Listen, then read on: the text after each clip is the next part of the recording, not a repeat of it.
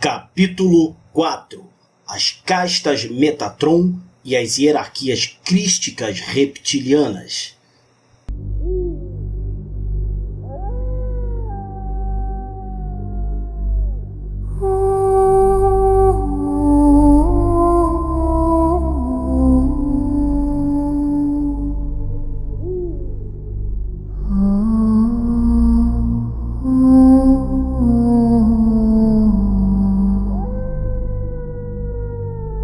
Chegou então o esperado fim da guerra.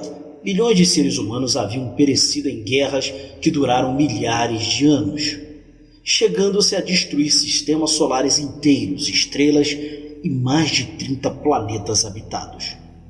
Em outros tempos, grandes impérios humanos como os Pleiadianos e os Sirianos haviam perdido grande parte de seus territórios no chamado Tratado de Equilíbrio imposto pela Confederação.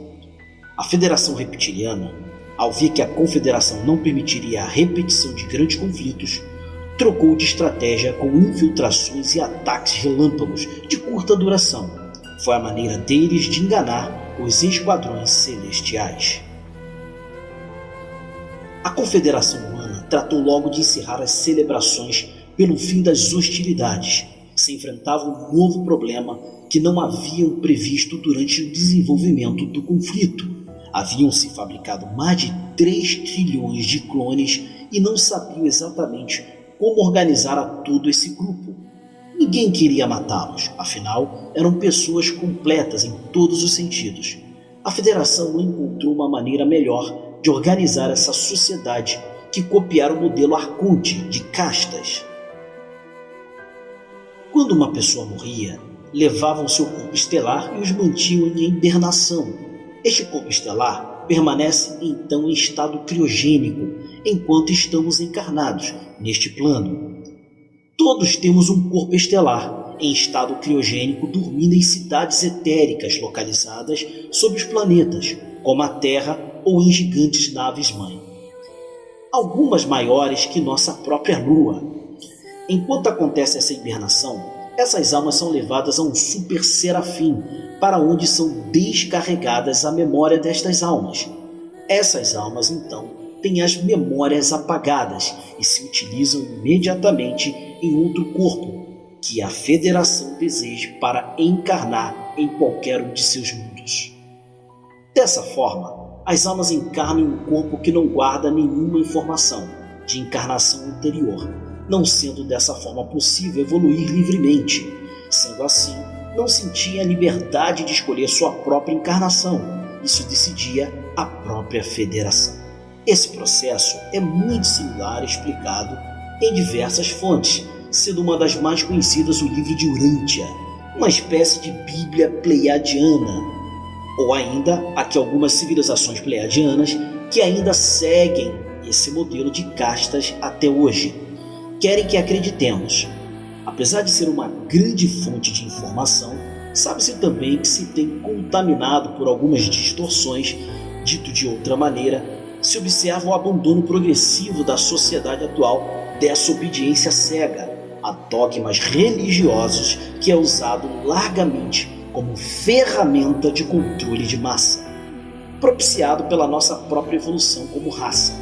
Este livro, na opinião do autor original, é uma tentativa de remodelar e modernizar a Bíblia, usando ingredientes extraterrestres na receita, mas, se vemos em perspectiva, segue sendo uma doutrina religiosa de fé cega, culpa, submissão e sacrifício necessário do Messias em expiação a nossos pecados.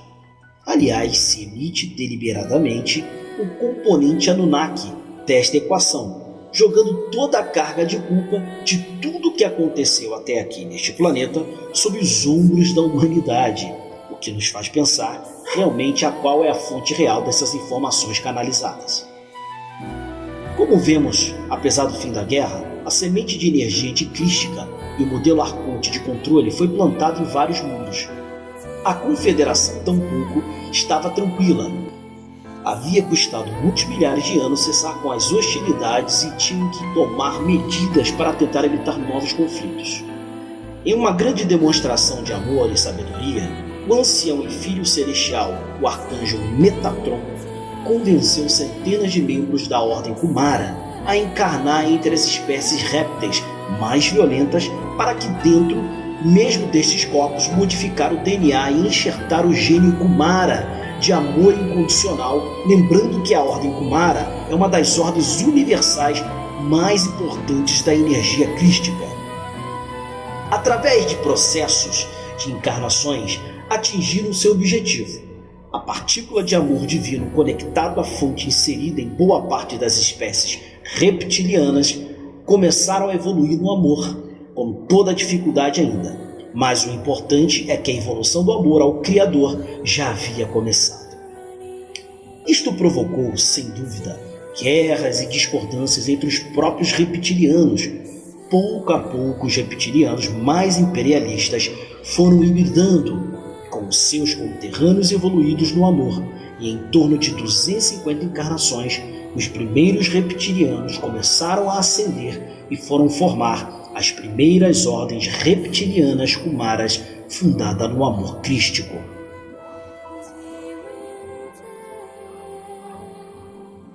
Não se pretende dizer que hoje a maioria dos reptilianos são bons ou maus, mas graças ao arcanjo Metatron, hoje começam a ser minoria os reptilianos da antiga matriz genética original. Atualmente, a maioria dos reptilianos se encontram num caminho de evolução lenta, porém constante.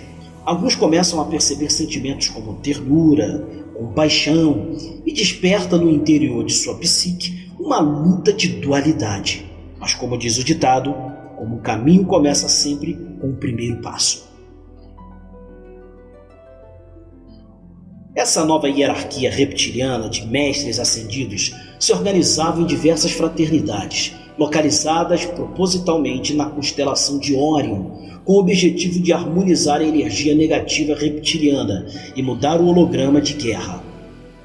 Sendo as fontes consultadas, essas fraternidades possuem distintos nomes. Alguns falam das fraternidades do raio azul, violeta, dourado. Outras falam até da fraternidade das Três Marias, do cinturão de Órion, que também abriga um dos maiores portais deste universo local, comunicando com os níveis suprafísicos da matéria escura, onde residiram as entidades de deuses e as distintas hierarquias mais elevadas de arcanjos.